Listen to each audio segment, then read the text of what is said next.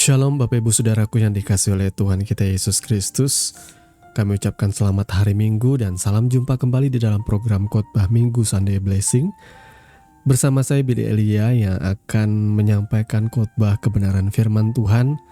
Dengan harapan Bapak Ibu Saudara sekalian boleh bertumbuh dalam iman, dalam pengharapan, dan dalam kasih kita oleh Yesus Kristus Tuhan yang sudah menebus dan menyelamatkan setiap kita.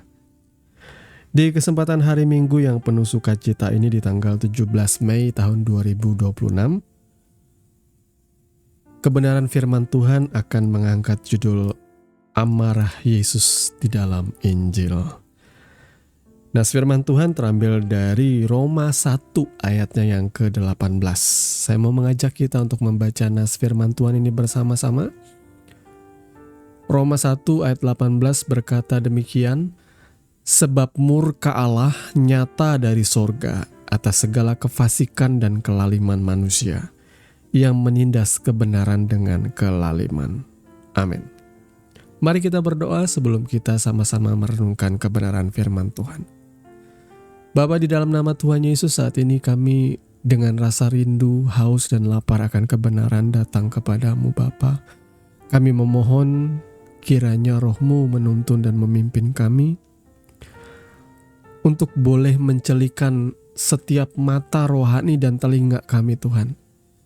Kami mau membuka hati kami selebar-lebarnya untuk benih firman Tuhan ditaburkan. Agar kami boleh bertumbuh, kami boleh berbuah, kami boleh memuliakan Tuhan lewat kehidupan kami. Tolong kami ya Roh Kudus, kami siap mendengarkan isi hati-Mu. Di dalam nama Tuhan Yesus kami berdoa. Amin. Bapak Ibu Saudaraku yang dikasihi oleh Tuhan kita Yesus Kristus, sekali lagi judul khotbah kita kali ini ialah Amarah Yesus di dalam Injil. Di dalam perjanjian baru, saudaraku, kemarahan Yesus Kristus itu bukanlah kemarahan yang bersifat egosentris seperti kebanyakan kita manusia yang sudah berdosa ini. Kemarahan Kristus itu biasanya berkenaan atau respon terhadap dosa, kemunafikan, ketidakpercayaan, dan juga hati yang keras. Dan yang menarik ya, ini latar belakangnya ya, menariknya di sini, Yesus marah itu justru Ia tujukan kepada orang-orang yang seharusnya paling mengerti kehendak Tuhan. Contohnya seperti pemimpin agama, murid-muridnya sendiri, bahkan para pendengarnya. Nah, sekarang kita mau belajar apa saja sih yang membuat Yesus marah di dalam Injil. Kalau saya bilang Injil berarti ini bicara soal perjanjian baru ya. Jadi di sini ditulis dengan gamblang ada beberapa kasus di mana Yesus menunjukkan kemarahannya. Kira-kira apa saja yang membuat Yesus yang marah ya? Pertama, kemunafikan soal-soal agama. Ya. Yesus terlihat sangat marah terhadap kemunafikan para ahli Taurat dan orang-orang Farisi.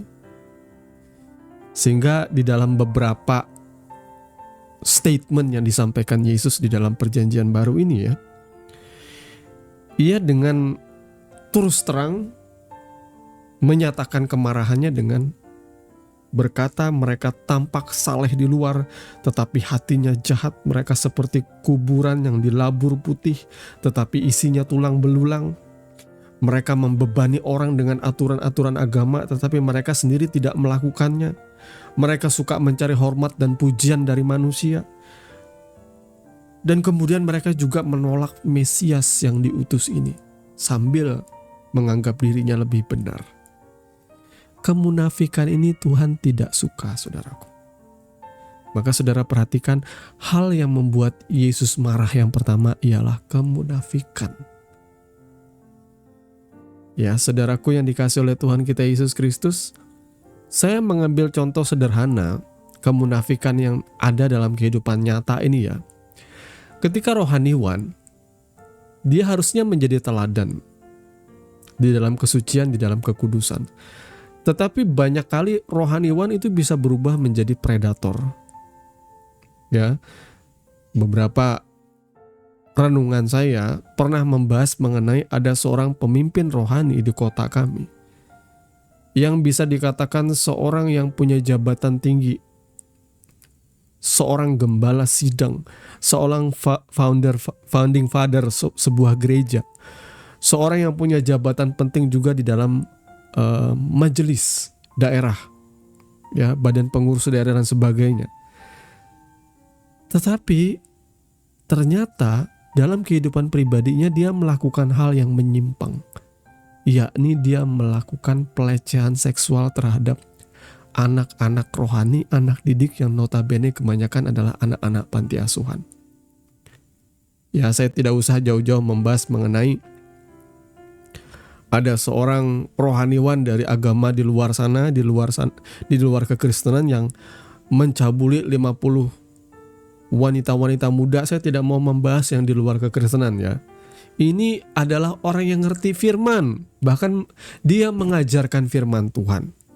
Tapi bagaimana mungkin di satu sisi dia menjadi predator yang mengerikan, ya, yang memanfaatkan kelemahan seorang gadis-gadis, beberapa orang gadis-gadis muda, tidak hanya mengalami pelecehan seksual tapi juga pemerkosaan. Jadi Bapak Ibu Saudaraku yang dikasihi oleh Tuhan, Yesus marah terhadap orang-orang yang munafik seperti ini. Terlihat di luar rohani, dihormati, disegani, ternyata di balik itu dia justru bertolak belakang. Dia seperti iblis, seperti setan. Maka saudaraku, perhatikan hatimu. Sebenarnya kita tuh tahu loh saudaraku. Kalau kita tuh tahu bahwa kita tuh jahat, bertobat lebih baik engkau meninggalkan jabatanmu atau pelayananmu, lebih baik jadi orang biasa aja kalau nggak mampu. Kalau karaktermu sudah bertolak belakang dari kebenaran yang kau sampaikan, lebih baik saya sarankan para rohaniwan lebih baik tinggalkan saja pelayananmu. Ya, saya bukannya apa. Kalau saudara punya jabatan seperti pastor atau pendeta, tapi secara moral kau melakukan hal yang seperti ini, lebih baik kau tinggalkan saja. Ya, daripada mencoreng wajah Tuhan Allahmu, mempermalukan kerajaan surga. Itu yang pertama ya, kemunafikan. Yang kedua, hal yang membuat Yesus marah di dalam Alkitab itu dengan gamblang dikatakan di sini ialah ketika bait Allah, bait suci dijadikan tempat bisnis. Nah, kalau saya ngomong seperti ini tentu saudara relate ya dengan ceritanya ya. Ketika Yesus mengusir pedagang dan penukar uang di bait Allah karena rumah doa dijadikan tempat mencari keuntungan. Yesus marah kepada mereka, iya. Dia menunjukkannya dengan cara membalik meja penukar uang, mengusir orang-orang, membuat cambuk dari tali, dan seperti orang gila dia marah. Ya, dia berkata, rumahku kamu jadikan sarang penyamun. Tuhan berkata bahwa rumahku harusnya menjadi rumah doa, tetapi kamu menjadikannya sarang penyamun. Apakah pedagang-pedagang ini yang salah? Saya katakan tidak sepenuhnya mereka salah. Yang salah justru ialah para imam yang menggunakan bait Allah atau bait suci itu sebagai tempat untuk mencari keuntungan. Mari saudaraku, jangan alih fungsikan gereja hari-hari ini sebagai pusat penyembahan, pusat seorang untuk mengenal Tuhan Yesus, malah menjadi pusat perbelanjaan, malah menjadi pusat perdagangan, menjadi pusat mencari cuan atau untung. Jangan. Biarlah gereja Tuhan tetap pada tujuannya yang semula, membawa setiap jiwa-jiwa mengenal Kristus Yesus Tuhan Allah kita. Saya tidak ingin menghakimi ya. Tapi saudara bisa lihatlah, kalau saudara merupakan bagian dari suatu gereja, saudaraku, perhatikanlah apa yang disampaikan di dalam gereja ini. Kalau yang lebih banyak dibicarakan tuh ialah tentang bisnis, tentang uang, tentang berkat, keuntungan, tentang menjadi kaya, saya pikir gereja ini sudah tidak sehat ya. Di zaman saya dulu juga sering ada gereja yang 80% khotbahnya tentang uang, tentang menabur, tentang memberi persembahan. Tetapi pengenalan tentang Kristusnya kurang. Beberapa adik rohani saya akhirnya banyak yang meninggalkan Yesus. Karena mereka nggak punya pengenalan yang benar akan Tuhan. Mereka tidak memiliki dasar pemahaman teologi yang bagus. Sehingga mereka menganggap bahwa semua agama itu sama aja. Semua keyakinan itu sama aja. Tuhan itu satu. Lah beda saudaraku. Tuhan itu nggak satu. Tuhan yang sejati ialah yang dikatakan di dalam kitab suci. Bagi saya orang Kristen ya. Tapi memang semua agama pasti akan menganggap ya agamanya yang paling benar. Saya pun akan terus terang bahwa keyakinan saya kepada Kristus Yesus itu paling benar. Ya. Karena ada dasar historis dan lain sebagainya. Nah, saudaraku yang dikasihi oleh Tuhan kita Yesus Kristus, mari sadari apabila fokus pemberitaanmu bukan lagi Kristus, melainkan mencari keuntungan, atau engkau mengubah gerejamu menjadi tempat untuk mencari untung, hati-hati. Karena hari ini kita suka ngebedain mana gereja, mana bisnis gereja ya. Karena tampaknya dapur-dapur pendeta yang pernah saya dengar tuh seperti itu. Mereka sudah hitung-hitungan, ngundang pendeta, PK-nya sekian. Bayar pemimpin pujian, tim musik PW, present worship, PK-nya sekian, pemain musik dan sebagainya sekian. Lalu hitung-hitungan persepuluhan jemaat berapa. Kalau sekiranya nggak nutup ya tutup gerejanya. Nanti kita buka di tempat lain yang lebih fresh, yang lebih basah katanya lokasinya. Saya takutnya seperti itu saudaraku ya. Gereja hanya menjadi lahan bisnis. Ya. Hati-hati juga, ada beberapa gereja yang terang-terangan tiba-tiba mengundang pendeta dan pendeta ini membawa timnya. Ketika selesai puji-pujian penyembahan, tiba-tiba pastor ini bilang kepada jemaat, sebentar sebelum saya berkhotbah, saya mau ada satu jemaat kami yang dari gereja kami pengen menyampaikan sesuatu. Ketika pengen menyampaikan sesuatu, tiba-tiba yang dibahas adalah program produk MLM dan mengajak jemaat untuk ikut gabung masuk ke dalam skena Ponzi, ditaruh di bawah. Ya. Dan saya pikir kok gereja gini-gini amat ya. Ya, ada orang yang kelihatannya wah luar biasa melayani pekerjaan Tuhan, dahsyat, menaruh harapan kepada Tuhan, tapi kemudian diam-diam ya ternyata ada bisnisnya juga. Ya nggak masalah sih ya kalau misalnya disampaikan di belakang, tapi kalau di mimbar disampaikan terang-terangan lalu kemudian ada penjelasan mengenai MLM ini kan lucu jadinya saudara ya. Gereja Tuhan sudah berubah menjadi tempat bisnis, tempat berdagang. Kalau batasannya ialah untuk usaha dana sih saya nggak keberatan ya, karena ini adalah bentuk usaha daripada jemaat supaya tidak membebankan jemaat-jemaat lain. Lalu dibuatlah yang namanya usaha dana, misalnya untuk acara perayaan Natal atau Paskah atau apapun juga itu, dengan tujuan mengumpulkan dana dari jemaat. Itu baik-baik saja. Tapi kalau sudah pikirannya cuan-cuan kemudian menyewakan tempat dan itu acaranya terus berlanjut dengan tujuan untuk keuntungan pribadi, ya ini jelas sudah membuat Tuhan marah. Ya, saya pikir sudah membuat Tuhan marah ketika kita tidak lagi punya prioritas.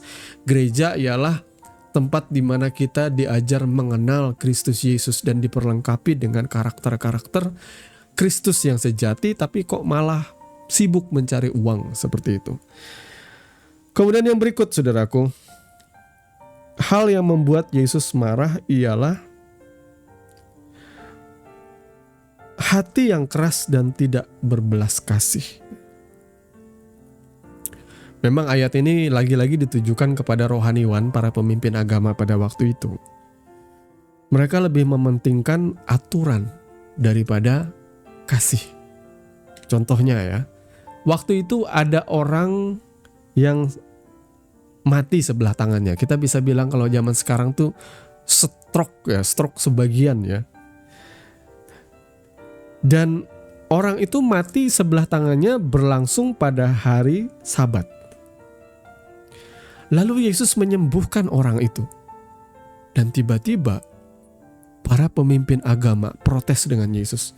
Kamu menyembuhkan orang pada hari Sabat, itu nggak boleh. Itu melanggar aturan Musa. Nah, saya tanyakan kepada saudara, ya.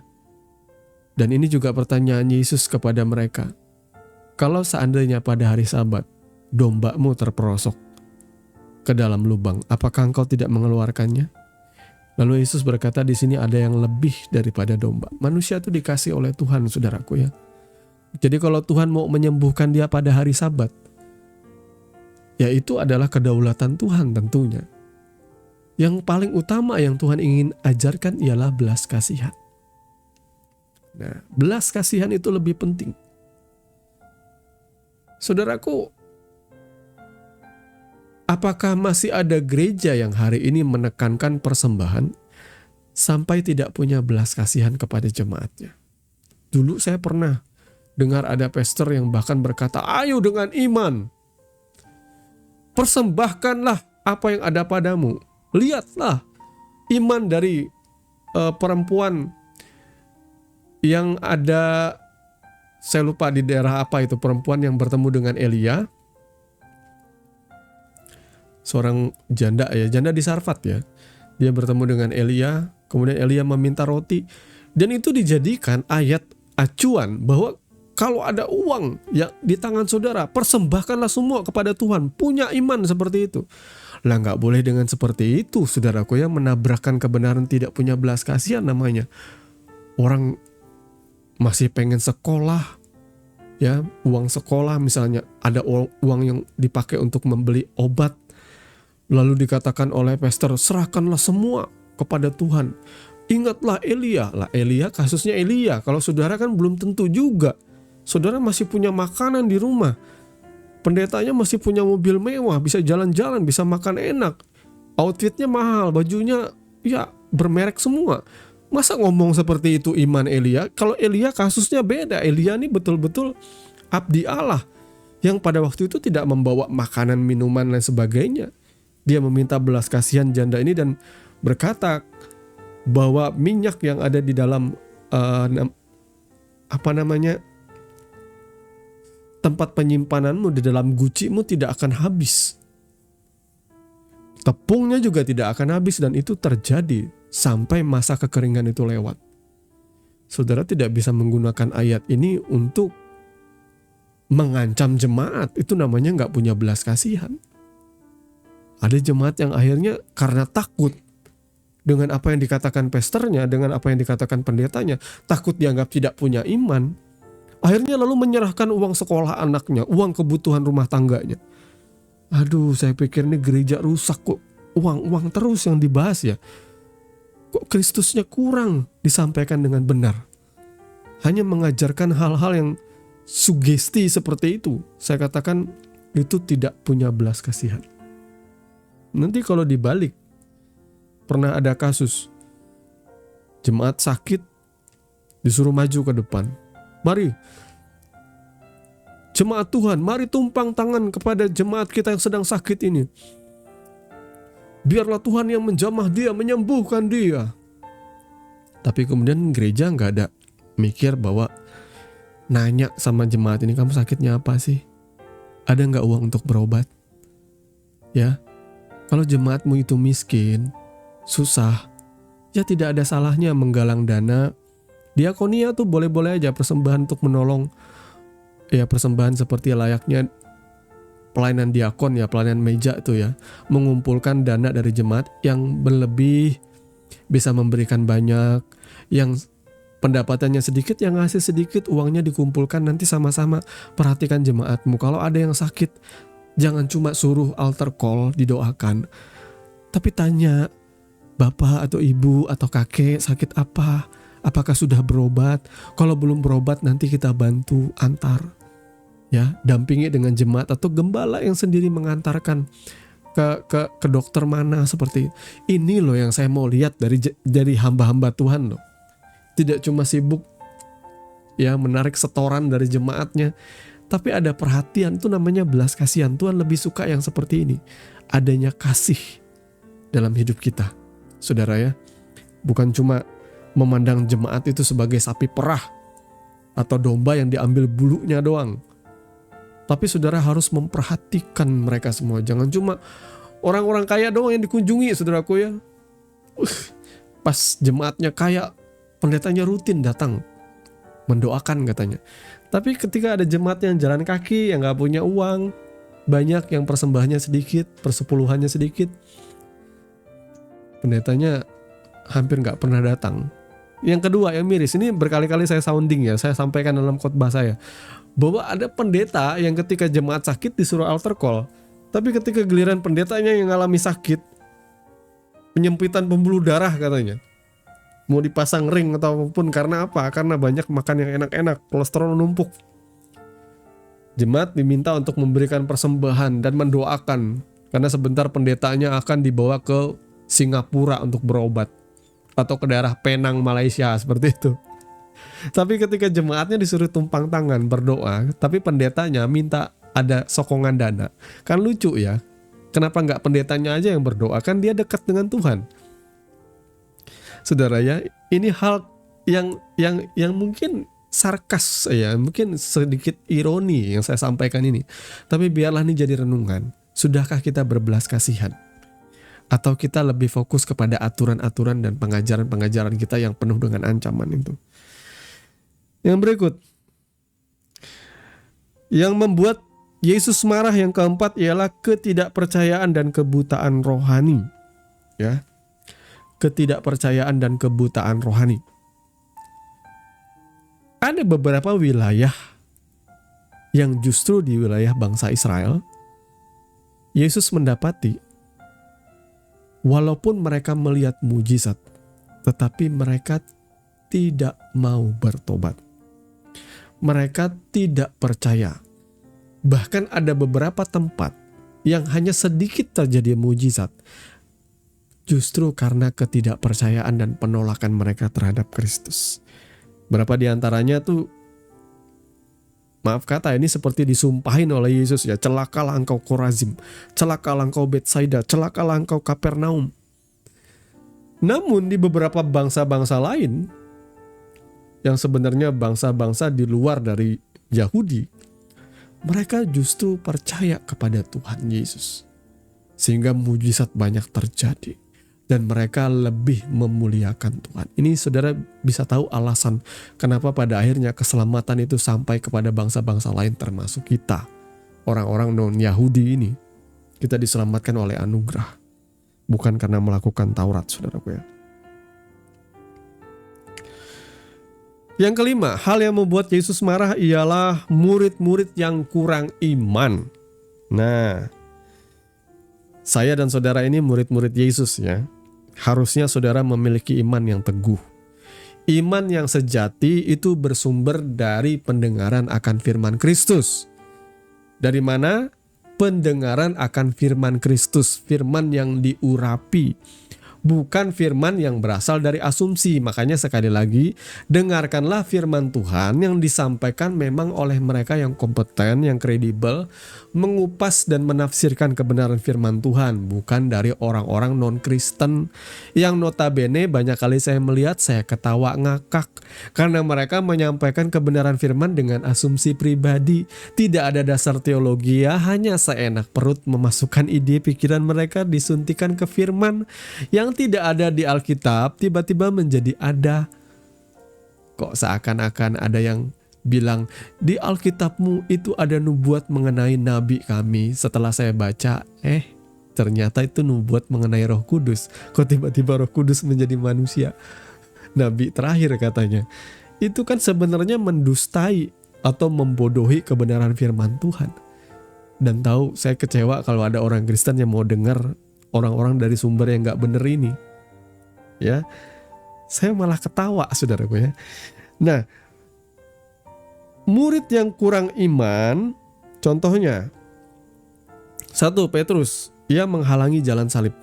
Yesus memarahi dia ketika Yesus berkata mengenai kematian dan penderitaannya. Ya, Petrus selalu menarik Yesus dan berkata, ya biarlah hal itu tidak terjadi kepada engkau. Lalu Yesus berkata, nyahlah iblis. Jadi itu tuh pola pikiran iblis ya. Ketika Tuhan mau mengerjakan sesuatu sesuai dan seturut dengan rencana dan rancangannya, walaupun itu kelihatannya seperti penderitaan, jangan selalu menuduh bahwa itu saudara sudah salah jalan. Bisa jadi memang Tuhan izinkan kesulitan-kesulitan, tantangan itu terjadi dalam hidup saudara supaya saudara merendahkan hati. Jangan selalu berkata bahwa ini kesalahannya iblis dan lain sebagainya. Tetapi Tuhan sedang mendidik setiap kita. Ya, memang Tuhan bekerja lewat jalan salib. Terus terang saja, kesulitan-kesulitan yang kita alami, proses kehidupan, kekhawatiran, ya, tagihan-tagihan dalam hidupmu, itu kan membuat engkau bersandar kepada Tuhan, mengandalkan Tuhan, berdoa, menyerahkan hidupmu kepada Tuhan. Coba perhatikan kehidupan saudara hari ini. Ya, bersyukur kalau Tuhan izinkan misalnya ada anak atau ada anggota keluargamu yang sakit. Berdoa, merendahkan hati di hadapan Tuhan. Karena itu memang yang Tuhan inginkan dari kita. Apapun masalah yang kau hadapi, hal yang pertama yang harus kau lakukan ialah berlutut di hadapan Tuhan dan berdoa. Memohon pengampunan dan memohon hikmat pengertian daripada Tuhan. Minta, mohon tuntunan Tuhan dan percayalah kepada Dia. Itu namanya iman, saudaraku ya. Murid-murid Yesus ada yang gagal percaya oleh karena ketika mereka di tengah danau tiba-tiba datang badai dan mereka mulai ketakutan. Yesus menegur mereka, "Hai kamu yang kurang percaya," atau "Hai angkatan yang tidak percaya, sampai berapa lamakah lagi aku harus bersama-sama dengan engkau?" Mereka selalu bersama-sama dengan Yesus, tapi ketika badai datang, mereka kembali menjadi manusia biasa. Mereka lupa mereka sedang bersama seorang yang luar biasa ini, pribadi yang luar biasa ini. Saudara adalah murid, saudara sudah bertobat sekian lama. Ketika tantangan itu terjadi, apa yang saudara respon saudara gimana? Apakah saudara ketakutan? Ya manusiawi saja ketakutan saudaraku ya. Tetapi dengan berjalannya waktu, saya berharap dengan berjalannya waktu, dengan serangkaian badai yang kau lalui, engkau akan akhirnya mengerti bahwa Tuhan tidak sekali-kali membiarkan engkau dan Tuhan tidak sekali-kali meninggalkan engkau. Serahkanlah kekhawatiranmu kepada Dia yang memelihara engkau. Karena Tuhan Allah kita menyediakan dan mencukupkan segala keperluan kita menurut kekayaan dan kemuliaannya. Ya, saya punya banyak alasan untuk khawatir hari-hari ini, tapi saya tidak mau membuang-buang waktu saya untuk khawatir, kecewa, menangis. Ya lebih baik saya percaya, saya bilang dengan iman, aku percaya Tuhan pelihara kami. Seperti itu. Yang keenam, apa saja hal yang membuat Tuhan marah lagi? Kali ini ialah Yesus marah ketika murid-murid menghalang-halangi anak kecil datang kepadanya. Ya. Dan Yesus berkata, kerajaan Allah itu terbuka bagi orang-orang seperti anak-anak. Saudara jangan menghalang-halangi orang untuk datang kepada Kristus. Ya, kadangkala sikap kita, anak-anak itu kan polos saudaraku ya. Seperti khotbah saya di beberapa waktu kemarin, anak-anak ini mewakili orang yang tidak dianggap, tidak berarti dan tidak memiliki pengaruh. Suara mereka tidak didengar karena mereka anak-anak. Pribadi yang paling lemah dalam tradisi Yahudi itu adalah anak-anak. Tetapi Yesus berkata, jangan menghalang-halangi anak-anak ini datang kepadaku. Saudara tidak bisa artikan bahwa anak-anak ini literally selalu adalah anak kecil. Anak-anak ini bisa menjadi juga gambaran daripada orang-orang yang tidak berharga. Katakanlah mungkin ada orang yang dipenjara, ada orang yang hidupnya dalam kehidupan malam, yang hidupnya jauh dari Tuhan, yang hidupnya jauh dalam bergelimangan dosa. Maaf kata, seperti di Alkitab tuh ada disebut perempuan sundal. Di Alkitab juga ada orang yang dihindari seperti pemungut cukai. Di Alkitab juga ada orang yang dibenci dan orang bahkan menjauhi mereka seperti orang yang terkena kusta. Itu adalah contoh orang yang bisa saya samakan dengan anak-anak yang tidak dianggap yang hina. Coba saudaraku ya, ketika ada misalnya orang yang hidup dalam kehidupan yang rusak, katakan dia adalah orang yang mantan di penjara seperti itu, atau orang yang punya kehidupan malam seperti pelacur. Kadang-kadang kalau mereka masuk ke dalam gereja pengen bertobat, orang-orang di dalam gereja malah jijik sama mereka. Saudara lihat Yesus jijik gak dengan perempuan sundal, dengan pelacur? Dia ada dekat dengan mereka. Kalau kita orang percaya, ketika ada katakanlah orang yang kita kenal sebagai perempuan nakal atau laki-laki hidung belang dan sebagainya masuk ke dalam gereja, yang punya tatoan badannya, biasa kita akan memasang muka seperti jijik, atau kita tidak bersikap netral, tidak bersikap ya baik kepada semua orang, lalu kita membeda-bedakan. Itu akan menjadi syahwah sangka di hatinya. Itu akan membuat dia terluka dan kecewa. Saudara, tidak seharusnya berlaku seperti itu. Wahai hamba-hamba Tuhan, anak-anak Tuhan, jemaat Tuhan, sambutlah mereka. Perlakukanlah mereka seperti anak yang hilang. Mereka rindu diterima, mereka rindu dikasihi. Jangan abaikan mereka. Ya, orang-orang di penjara itu, mereka sebenarnya haus dan lapar akan kebenaran. Berapa di antara dari mereka berkata kepada saya, kalau seandainya dulu aku ibadah seperti ini, aku tentu tidak akan berbuat dosa, aku tentu tidak akan jatuh dalam pembunuhan dalam ini. Dia bilang, aku jauh dari gereja, aku menjauhkan diri dari gereja, aku merasa tidak layak, dia katakan. Banyak sih orang yang beribadah tetapi mereka memandang aku dengan hina seperti itu. Mari saudaraku, jangan menghalang-halangi anak-anak datang kepada Yesus. Yang ketujuh, hal yang membuat Yesus marah, penyalahgunaan otoritas atau kekuasaan rohani. Ya, karena di dalam Alkitab ada pemimpin-pemimpin rohani yang menggunakan pengaruhnya menyesatkan orang, memanfaatkan janda-janda, mencari keuntungan dari agama, termasuk di dalamnya yang tadi ya, berjualan di bait suci atau bait Allah. Ya, Alkitab berkata mereka menelan rumah janda-janda, mencari tempat terhormat dan penghormatan publik. Ya, menggunakan jabatan seperti ini tuh jangan pikir, saudaraku, ketika engkau menggunakan pakaian kebesaran di gereja seperti pakaian penatua, diakon, atau mungkin saudara pakai pakaian yang dengan syal-syal yang berlogo gerejamu dan engkau merasa lebih hebat daripada orang lain, merasa pengen dipuji dan lain sebagainya. Saudara, Tuhan malah tidak respect dengan sikap saudara seperti ini. Apalagi kalau saudara menggunakan otoritas itu untuk hal yang salah, termasuk saya cerita tadi. Seorang pastor, pemimpin rohani yang besar malah melakukan pelecehan seksual dan pemerkosaan. Dia tinggal memelintir cerita aja, oh itu dia bohong. Masa dia bilang saya memperkosa? Itu dia bohong itu. Dia cari backingan dari jemaat yang punya pengaruh. Backingan ini melakukan intimidasi terhadap korban, itu jahat sekali bagi saya. Orang yang menyalahgunakan pengaruhnya, menyesatkan. Ya, coba. Seorang hamba Tuhan, dia adalah orang biasa, apalagi laki-laki. Makanya ada satu etika dalam pelayanan laki-laki dan perempuan. Kalau seorang gembala itu harus didampingi oleh istrinya dalam melayani seorang wanita. Itu etika yang menjaga saudara tidak jatuh dalam dosa. Perhatikanlah ini. Karena ya jujur aja, pastor-pastor yang khususnya laki-laki itu bisa manipulatif. Banyak kasus terjadi. Mereka bisa memelintir ayat dan membodohi wanita-wanita muda. Akhirnya jatuh dalam perzinahan. Banyak cerita seperti ini. Jangan kira Pastor-pastor itu malaikat, orang-orang yang luar biasa sucinya. Enggak. Selama saudara masih mengenakan tubuh manusia darah dan daging ini, saudara masih bisa jatuh dalam dosa.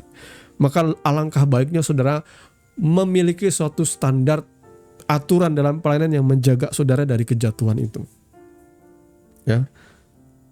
Yang terakhir, hal yang membuat Yesus marah di dalam Alkitab ialah tradisi manusia yang menutupi firman Allah. Ya. Tuhan Yesus marah ketika ada tradisi dipakai untuk membatalkan kehendak Allah. Tradisi ini adalah tradisi agama. Saudaraku ya. Tradisi yang sebenarnya, kalau saudara perlu tahu ya, yang membuat Yesus marah itu adalah hal-hal yang tetek bengek dijadikan seolah-olah itu yang utama. Saudara tentu tahu hal yang menjadi esensi di dalam kekristenan. Tapi ada hal-hal yang sebenarnya ya tidak terlalu penting, tapi itu diangkat lebih daripada hal esensi. Contoh, dalam menghormati orang tua. Ya.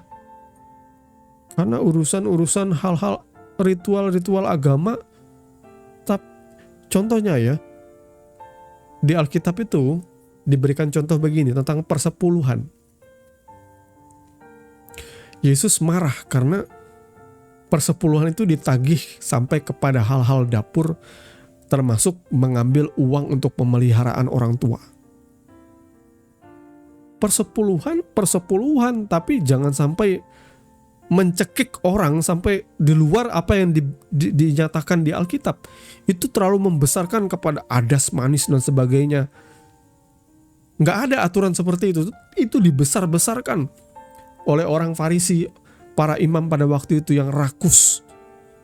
Tujuan mereka saya nggak tahu. Kalau sampai membuat Bait Allah menjadi tempat bisnis, ya kita tahu bahwa tujuannya tentu cuan, uang untuk kepentingan mereka.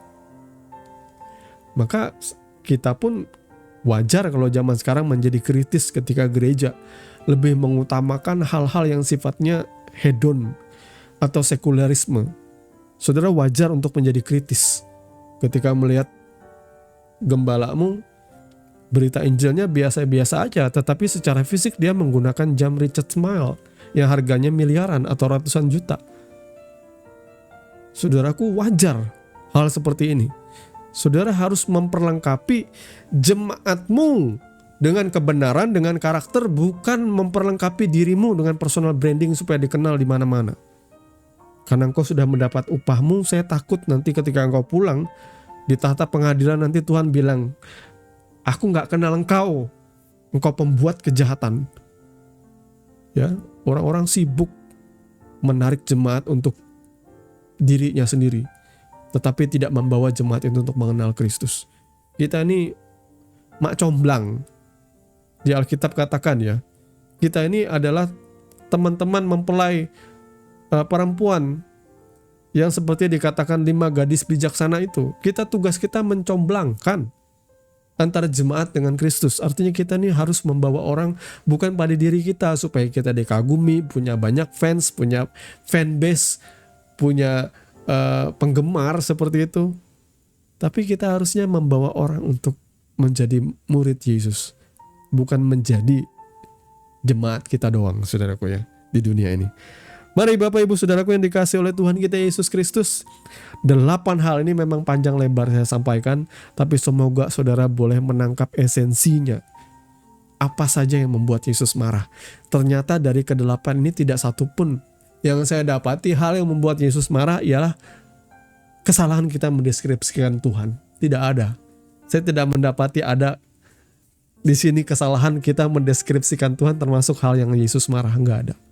Jadi kalau Bapak Ibu memandang bahwa Tuhan itu mau pribadinya saudara tidak ngerti, pahamilah bahwa dalam Shema Israel, Tuhan Allah kita, Tuhan itu Esa, Tuhan itu cuma satu. Jadi yakinilah bahwa Yesus dan Bapa adalah satu. Mengenai jelimetnya penjelasan mengenai Tritunggal, silahkan saudara pahami secara teologia, itu adalah suatu bentuk usaha manusia untuk memahami Tuhan. Tapi jangan lantas mencap orang lain bidat atau apapun ketika orang tidak meyakini hal ini. saya mau tegaskan sekali lagi. Jangan pernah pakai budaya barat untuk memahami firman Tuhan. Kita ini punya banyak kepala. Selama orang itu mengakui Yesus adalah Tuhan, Yesus sendiri adalah firman Tuhan, Dia adalah Allah itu sendiri, maka jangan pernah bilang orang lain salah atau bidat bahkan atau sesat oleh karena mereka tidak bisa mendeskripsikan Tuhan dengan benar. Karena belum tentu juga kalau engkau mendeskripsikan Tuhan dengan benar, engkau dikenan oleh Tuhan. Ya, dari buahnya lah kamu akan dikenal. Yang penting saudara hidup benar, percaya Yesus adalah Tuhan dan Juru Selamat, percaya bahwa Yesus Tuhan yang menjadi manusia dan sudah menebus dosa-dosamu. Maka dengan pengakuan imanmu engkau sudah diselamatkan. Saya masa bodoh engkau tidak bisa menjelaskan Tuhan. Yesus tidak marah. Ya, ini hal yang membuat Tuhan marah yang 8 tadi. Kalau masalah mendeskripsikan Tuhan dengan logika, saudara tidak bisa, ya wajar. Logikamu tidak akan pernah bisa mencapai kemuliaan Tuhan. Jadi Bapak Ibu Saudaraku yang dikasih oleh Tuhan, mau engkau dicap oneness, kayak mau engkau dicap apa, selama engkau memandang bahwa Yesus adalah Tuhan dan Juru Selamat, nanti pengenalanmu dengan sendiri kepada Tuhan akan bertumbuh. Ya, kenapa saya bilang hal dunia barat ini? Saya juga pelajari dari seorang guru yang berkata bahwa kita ini kebiasaan mengambil sudut pandang itu dari barat. Pengajaran itu banyak dari barat. Ya, dari Eropa, dari Amerika. Tapi kita lupa bahwa berita Injil ini dari sudut pandang siapa? Berita Injil kita ditulis dari sudut pandang orang Yahudi. Maka tentu kita harus melihat dari bagaimana mereka memandang ketuhanan itu. Tuhan itu esa. Itu Shema Israel. Dengarkanlah hai umat Israel, Tuhan Allah kita, Tuhan itu esa. Jadi jangan pernah membuat bingung. Kalau saudara memandang Tuhan itu cuma satu, ya sudah satu. Yesus dan Bapa adalah satu, ya sudah satu, nggak usah bikin jelimet saudaraku ya. Kalau mau Bapak gereja membuat jelimet, ya silahkan, terserah. Kalau saudara mau belajar, ya nggak jadi masalah. Saya juga belajar hal itu. Ya, saya juga belajar tentang Tritunggal dan sebagainya. Tapi saya belajar juga bahwa dalam budaya Yahudi, pemahaman kita satu dengan orang yang lain akan berbeda. Rabi-rabi itu sendiri aja, walaupun mereka pemahamannya dalam soal kitab suci, mereka tuh punya kesimpulan yang beda atas sebuah ayat. Mereka saling berdebat, tapi tidak ada yang namanya menyamaratakan pendapat. Pendapatku paling benar, kamu salah, itu nggak ada. Di dalam pandangan rabi-rabi dan sudut pandang orang Yahudi, semua pendapat itu ditulis ya di dalam sebuah kitab yang mendampingi Torah itu yang namanya Talmud, saudaraku ya. Di situ ada ditulis di situ. Pandangan rabi A ini, pandangan rabi atau guru B ini. Jadi nggak pernah ada yang namanya semua pandangan itu harus satu, harus sependapat. Kalau di luar itu sesat, nggak ada seperti itu. Semua pandangan orang itu ya wajar berbeda-beda karena ada dalilnya di dalam Alkitab. Maka oleh sebab itu saudaraku yang dikasih oleh Tuhan kita Yesus Kristus, selama saudara di luar dari 8 hal yang membuat Yesus marah, saya pikir nggak jadi masalah lah. Saudara hidup benar, hidup kudus, berkenan di hadapan Tuhan, bertumbuh dalam pengenalan yang sejati akan Kristus, maka ya saudara pasti aman lah. Tuhan kiranya memberkati kebenaran firman-Nya, dan mari kita berdoa. Bapa, di dalam nama Yesus saat ini kami bersyukur untuk kebenaran firman yang sudah kami sama-sama dengarkan Tuhan. Kau memperlengkapi kami di hari Minggu yang penuh sukacita ini. Besar harapan kami Tuhan supaya kebenaran firman ini boleh betul-betul tinggal diam dalam hidup kami. Kami belajar apa yang membuat Engkau marah dan kami mulai mengoreksi hati dan pikiran kami sendiri. Apakah kami betul-betul murni di hadapan Engkau Tuhan? Ataukah ada kepentingan-kepentingan pribadi? Atau ada hawa nafsu atau ambisi atau pengajaran kami yang menyimpang? Biarlah Tuhan yang meluruskannya dalam setiap hati kami. Terima kasih Bapa, kami mengucap syukur kepadamu. Di dalam nama Tuhan Yesus kami berdoa. Haleluya. Amin. Bapak Ibu Saudara yang dikasih oleh Tuhan kita Yesus Kristus, Anda baru saja mendengarkan kebenaran firman Tuhan yang kami percaya boleh menjadi dasar dan kekuatan di dalam setiap kehidupan saudara. Sampai bertemu di dalam renungan Sunday Blessing yang berikutnya. Kasih karunia di dalam Tuhan kita Yesus Kristus menyertai saudara sekalian. Shalom.